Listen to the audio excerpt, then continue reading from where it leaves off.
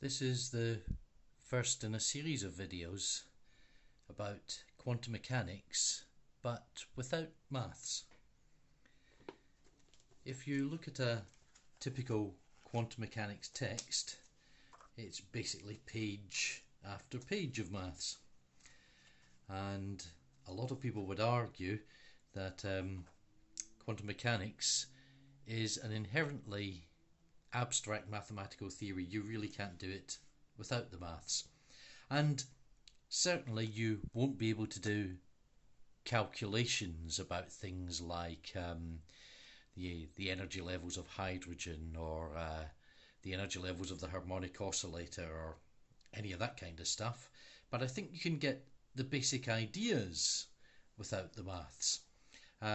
So I'm going to put this aside, and instead I'm going to discuss some of the basic concepts, the way probability is dealt with in quantum mechanics. I'm going to use the same two examples as I used in my videos last year. The videos last year were precisely attempting to introduce mathematics, the mathematics of quantum mechanics, but in a much simpler way than it's normally done. So I'm going to use the same two examples. I'm going to use a spinning coin and the roll of a dice, and we'll see how we deal with probability in these cases, and we'll see how it's different from the classical case. So I'll start with the spinning coin. So we spin the coin, and it's got a 50-50 chance of coming up heads or tails. So half the time we would expect it to come up heads, half the time we'd expect it to come up tails, as it did just now. Now we can write down probability distributions for different states of the coin. So when it's spinning, so it can come up heads or tails, there's a 50-50 chance, so half the time it comes up heads and half the times it comes up tails.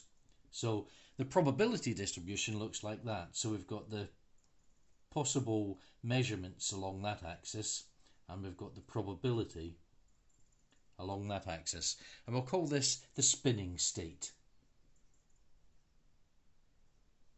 So this is the state where we really don't know whether it's going to come up heads or tails, but there's a 50-50 chance. Half the time it'll come up heads, half the time it'll come up tails. So if it comes up heads, the probability distribution is going to look rather different then. So it goes from this state, where heads and tails are equally likely, to a state where only heads is possible, because it is now definitely in the head state, and no matter how many times you sit and look at that stationary coin, it's still going to show heads. Similarly, of course, it could have come up tails. Let's call that the heads state, and of course it could have come up tails. So I'll quickly draw that one as well. So there, the probability of tails is now 1. It's certain. It will remain at tails unless you do something to it. And for heads, the probability is now 0. And let's call this state tails. So now we come to our first difference between classical probability and quantum mechanics. This first big difference is that quantum mechanics doesn't directly use these probability distributions. Instead, what it does is it uses the square roots of them. Now, just to remind you, 2 times 2 equals 4. So 2 times itself is 4, so 2 is the square root of 4. But there's also a second square root of 4. Minus 2 times minus 2 also equals 4.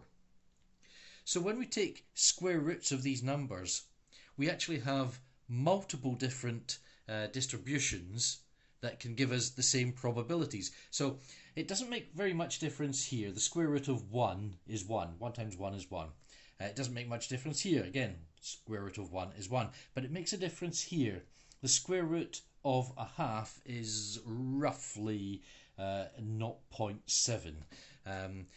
So if we just alter that, and it will go up to about there, and this square root distribution, the heads and tails, they still have the same values, but now they have 0.7 as their value. If you're a little bit confused by the fact that we took square roots and the number got bigger, that happens with numbers less than 1.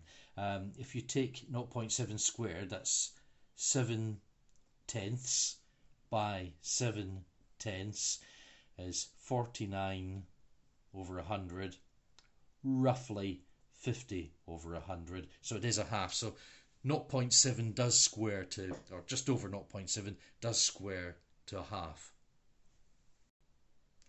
Now just a little bit of terminology before we go any further. Remember that these bars now, they're not probabilities anymore, they're the square roots of probabilities. So we call these a probability amplitude.